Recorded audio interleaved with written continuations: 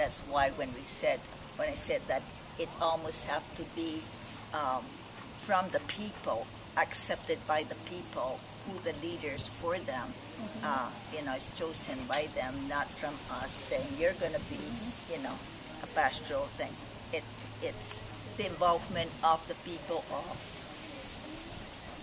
the community that they will be leading. So. But I'm very fascinated by the numbers that Dr. Ammerman showed tonight in terms of the sources. What populations are the sources of the Catholic people in the pew now, and the numbers of newcomers to the United States, where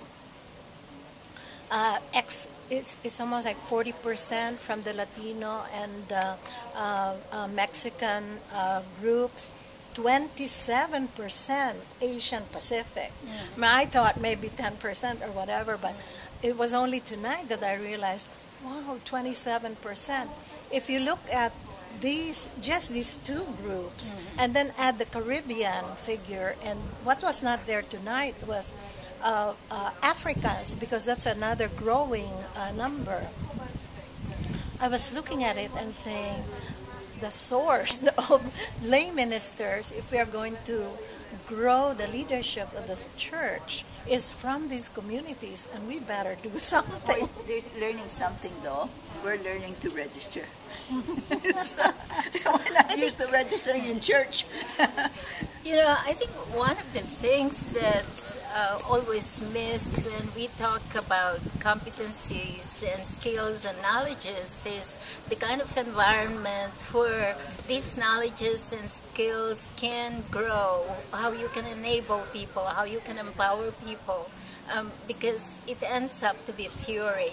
Like you expect one set of people to change, but you don't expect the whole environment to change. So then I think those different levels of leadership, there has to be that kind of holistic, systematized way of changing the whole environment. And I think it's good for a while, but then it dies natural death afterwards. So those are the kinds of things that really need attention after we have gotten into the competencies and what we're defining, authorization, vocation, and all of those very important principles. Terry started commenting about something, how we could actually capitalize on some of the values of Asian Pacific based on what we heard tonight from Dr. Ammerman.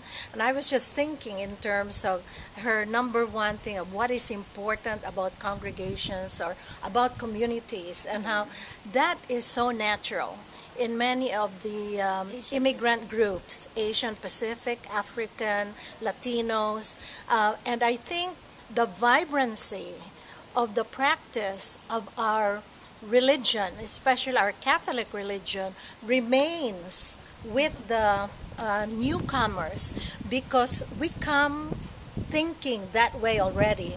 So it's so natural for us to join with existing communities. We always seem to want to look for, where are the Filipinos? That's where I want to worship. Or where are the Koreans?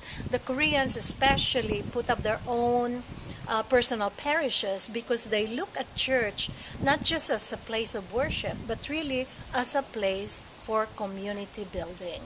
Same thing with all of the Vietnamese and so on and so forth. So what she was talking about in terms of the importance, the many points of why congregation, of why community is important, exists in many of the newcomer groups. And to me, those factors are very, how should we say it, are very influential in keeping the practice of the faith alive in many of the immigrant communities. And also one of the things that I think have still great values in the Asian Pacific are family. The family families values are still very important, and families, extended families, and which is they're we're losing it here, and that was one of the things that really brought out how the families are changing and all this, and yet family values and family together is important in most of the Asian Pacific islands.